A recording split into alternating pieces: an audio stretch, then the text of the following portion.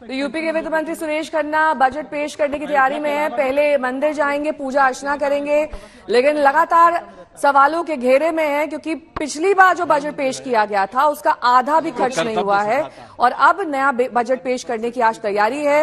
विधानसभा का सत्र शुरू हो चुका है और पहले हमने देखा था कि कैसे विपक्षी पार्टियां, चाहे वो समाजवादी पार्टी हो, लगातार हावी रहे हैं और सवाल ये पूछा जा रहा है कि आखिरकार इस बार के बजट में किस तरीके से अलग अलग विभागों को आवंटन किया जाएगा। कोशिश की है कि हमने आपको आंकड़े भी दिखाए, ये बताया कि कैसे पिछले बार का बजट आधा भी नहीं खर्च हुआ है और अब नया बजट पेश करने की तैयारी कि हमने हर तरह से कोशिश की कि किसानों को एमएसपी के रेट पर उनकी फसल बिके। सर, घर पे भी आशीर्वाद लिया, यहाँ पर भी आशीर्वाद ले रहे हैं। यहाँ तो हमारा ये तो रोज यहीं से दिनचर्या शुरू करते हैं। अच्छा, तो आज का महत्वपूर्ण दिन है इसलिए यहाँ फिर पहुँचे।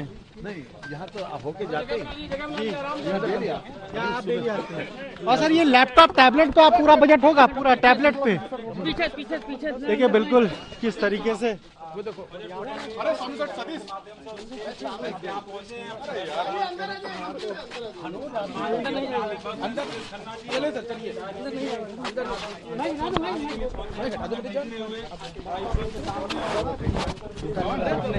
कहाँ बीच में आ गए?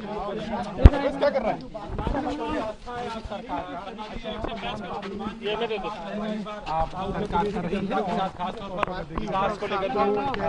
जी का उम्मीद है, आशीर्वाद हमेशा साथ रहता है। अब टाइम हो गया। सर, कैबिनेट में जा रहे हैं, कैबिनेट में अप्रूवल मिलेगा। विजुअल ले लो यार। जी, ये देखिए हनुमान जी का आशीर्वाद देखिए किस तरीके हनुमान जी हैं लगातार लॉकडाउन।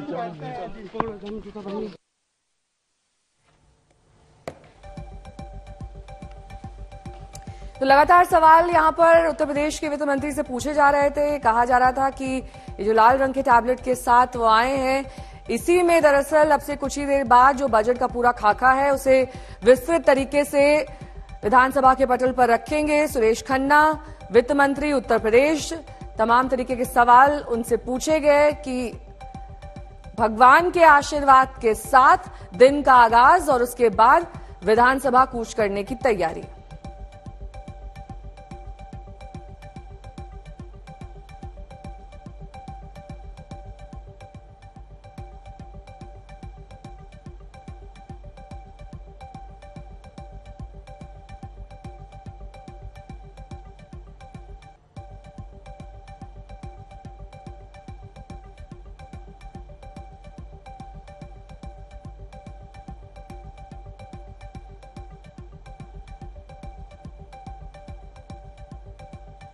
तो मंदिर पहुंचे उत्तर प्रदेश के वित्त मंत्री सुरेश खन्ना।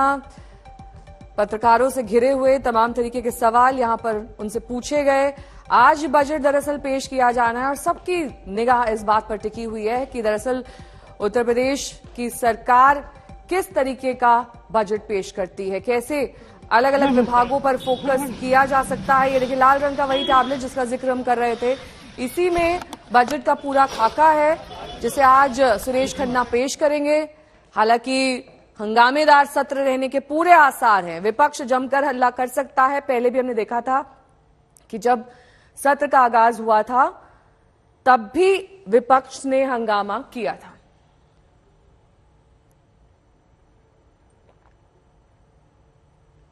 समर श्रीवास्तव मेरे सहयोगी इस वक्त तमाम जानकारी के साथ जुड़ रहे हैं। समर, जब आपने सवाल किया सुरेश खन्ना से कि किस तरीके का बजट होने वाला है, क्या जवाब मिला? और जाहिर तौर पर पिछले बजट को लेकर भी सवाल खड़े हो रहे हैं कि आधा भी नहीं उसका आवंटन खर्च किया गया है। बिल्कुल नेहा, पिछले बजट को लेकर सवाल इसलिए खड़े हो रहे हैं कि कई विभाग ऐसे हैं जहां पर पिछला जो बजट का पैसा था वो इस्तेमाल ही नहीं हो पाया है। फिलहाल आज उत्तर प्रदेश को बजट से काफी उम्मीदें हैं और सरकार के लिए भी बड़ा चैलेंज है।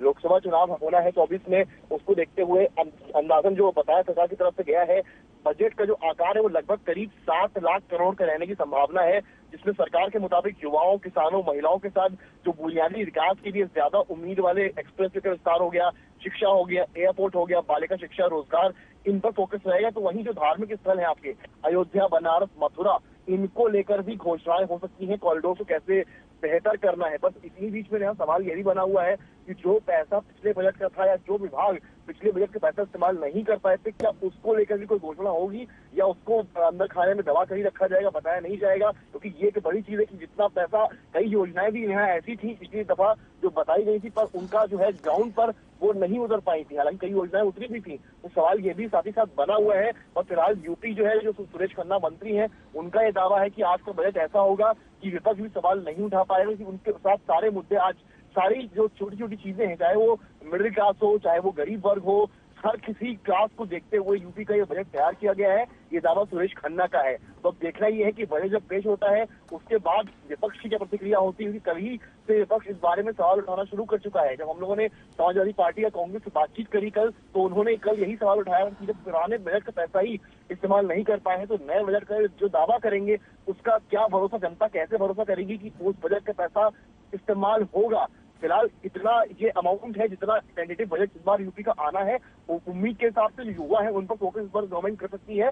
वहीं जो धार्मिक स्थल हैं उनको लेकर बड़ी बड़ी घोषणा अयोध्या के विकास के लिए, बनारस के विकास के लिए और मथुरा के विकास के लिए उम्मीद फिलहाल तैयार जताई जा रही है। समर्थ, ऐसे कौन से पॉइंटर्स हो सकते हैं इस बजट में जिसको लेकर विपक्ष का हंगामा देखा जा सकता है? क्योंकि लगातार हमने देखा है जब से विधानसभा के इस सत्र की शुरुआत हुई है तब से विपक्ष लगातार हमलावर रहा है। देखिए, विपक्ष लगातार कई सारी चीजों की को लेकर आवाज उठा रहा है। अगर संपूर्ण परिवहन संरक्षण योजना देखी जाए, वो शुरू नहीं हुई है, जबकि 22-23 के जो बजट आया था शुरुआत में, उसमें इसकी बात कही गई थी। तो वहीं जो पुरोहित कल्याण बोर्ड था, उसकी नियमावली का जो मसौदा था वो तैयार कर लिया गया था, लेकिन हरी झंडी आज तक नहीं मिल पाई है। सफाई कर्मी की जो बहुत पर मुआवजा होना था उसका बजट भी नहीं मिला है। 15 करोड़ का बजट खरीद के लिए चल रही टेंडर प्रक्रिया जो थी टैबलेट और स्मार्टफोन की, वो भी कहीं ना कहीं अटकी थी। ये सारे दावे विपक्ष के समाजवादी पार्टी और कांग्रेस के रहे हैं कि आपने घोषणाएं तो बहुत कर दी है और इनको आप धरातल पर कब उतारेंगे। तो मुझे लगता है कि अगर आज का अपडेट है सरकार का, अगर ये दावा है कि वो सारी चीजें कवर कर रहे हैं, तो विपक्ष ये लाइन जरूर ले सकता है कि आपने कवर तो सब कुछ कर लिया है, और धरातल पर ग्राउंड पर जनता के लिए कितना उतरेगा, सवाल ये है। जनता शायद ये जानना चाहती है और ये सवाल समाजवादी पार्टी भी उठा रही है और कांग्रेस पार्टी भी लगातार, कल भी उठाया गया था, आज भी पूरी तरीके से बजट के बाद आप देखेंगे कि उठाती नजर आएंगी। आपको बता दूं, केशव दास, तुलसीदास और सूरदास की अकेडमी का गठन होना था, उसका भी इंतजार ही फिलहाल अभी तक चल रहा है। ये सब घोषणाएं वो है जो पिछले साल बजट में की गई थी। तो उम्मीद है कि इस बार जो घोषणाएं हो वो धरातल पर उतरे, जिससे जनता के लिए जीवन थोड़ा और सुगम और बेहतर हो सके। और आप ये बता रहे थे कि धार्मिक स्थलों को लेकर भी आवंटन किया जा सकता है, क्या ये भी विपक्ष के लिए एक मुद्दा है? बिल्कुल, यहाँ विपक्ष के लिए मुद्दा जरूर बन सकता है कि आप एक तरफा ही क्यों विकास की को सोच रहे हैं, कुछ ही सिटीज को देखते हुए क्यों विकास कर रहे हैं, ये मुद्दा उठाया जा सकता है। इवन पुरोहित, ये भी सूत्रों के मुताबिक पता चल रहा है कि पुरोहितों के लिए भी कुछ घोषणा ऐसी हो सकती है जिससे उनका फायदा हो। तो इस पर विपक्ष ये रिएक्ट कर सकता है कि खाली पुरोहित ही क्यों, तो ये मामला गर्मा सकता है। फिलहाल हमको बजट का इंतजार करना पड़ेगा। और इतना तय है कि जो धार्मिक स्थल है उनको लेकर कुछ बड़ी घोषणाएं यहाँ पर हो सकती है। शायद कुछ ऐसी जगह जहाँ पर कॉरिडोर नहीं बना है वहां पर कॉरिडोर बनाने की घोषणा हो सकती है, जिसमें आपके चित्रकूट के भी कई रीजन आते हैं, मथुरा हो गया, आपका वृंदावन हो गया, ये आपका वाराणसी हो गया, अयोध्या, ये सारी ही चीजें हैं इनको कवर सरकार कर सकती है और पुरोहितों को लेकर भी घोषणा हो सकती है। उसके बाद विपक्ष का मुंह देखना पड़ेगा कि विपक्ष उसके बाद क्या रिएक्ट करता है। क्या विपक्ष सरकार से सवाल करेगा कि आप केवल विकास अगर कर रहे हैं तो एक तरफ से ही क्यों कर रहे हैं, आप सबका विकास की बात करते हैं तो सबको क्यों नहीं साथ में लेकर चल रहे हैं। ये बात कल भी समाजवादी पार्टी द्वारा उठाई गई थी। अब देखना ये है कि आज जब एक ऑफिशियल घोषणा हो जाएगी, बजट के बाद जो खासा तैयार हो जाएगा, उसके बाद विपक्ष किस तरह से सवाल उठाता है और क्या ये कहीं ना कहीं एक बार फिर से एक धार्मिक एंगल लेता है या नहीं। बिल्कुल, क्योंकि धार्मिक मुद्दों पर अक्सर देखा जाता है कि बहस होती है, हंगामा होता है, उसके बाद सत्र को पूरा नहीं किया जा सकता। लेकिन क्योंकि आज खास दिन है, आज बजट पेश किया जाना है, तो पहले तो सुरेश खन्ना पूरी बजट स्पीच देंगे, उसको सुना जाएगा, उसके बाद उसको लेकर सवाल किए जाएंगे। ये तमाम चीजें आज देखने को मिलेंगी। लेकिन इस बीच समझ सवाल एक बार फिर से मैं आपसे यही करना चाहूंगी कि उत्तर प्रदेश सरकार का इस बार का फोकस क्या है? क्योंकि हाल फिलहाल चुनाव में तो बहुत प्रचंड बहुमत के साथ वो इस प्रदेश में आई, यहां पर सरकार बनाई, लेकिन 2024 के लिए राम मंदिर एक बड़ा मुद्दा है और उस लोकसभा चुनाव में फोकस भी वही रहने वाला है। बिल्कुल, यहाँ पर अगर मैं छोटे से पॉइंटर्स के जरिए दर्शकों को समझाऊं यहाँ पर, तो बजट में जो संभावनाएं हैं वो युवाओं, किसानों, महिलाओं के साथ जो बुनियादी विकास के मुद्दे हैं उनकी उम्मीद करी जा रही है कि उसको लेकर कुछ आएगा। वहीं जो एक्सप्रेस वे है उस पर सरकार का फोकस बना हुआ है। जिस तरह से पूर्वांचल और बुंदेलखंड का तैयार हुआ है, गंगा का बन रहा है, कानपुर का भी बन रहा है। शिक्षा, एयरपोर्ट, बालिका शिक्षा और रोजगार पर फोकस रहेगा। निवेशक अभी इनमें समिट हुई है। निवेशकों के लिए विभिन्न नीतियों के तहत तब्दीली राशि का भी प्रावधान किया जाना भी सुनिश्चित किया जा सकता है। तो वहीं जो हर मंडल में एक राज्य विश्वविद्यालय खोले जाने का लक्ष्य पूरा करने की झलक आपको इस बजट में देखी जा सकती है। तो वहीं जो हिंदुत्व है, बजट में संस्कृति और हिंदुत्व से जुड़ी धरोहर और स्कीम को लेकर नए फ्लेवर में पेश किया जा सकता है। बिल्कुल जी, बहुत बहुत शुक्रिया समर्थ इस तमाम जानकारी के लिए।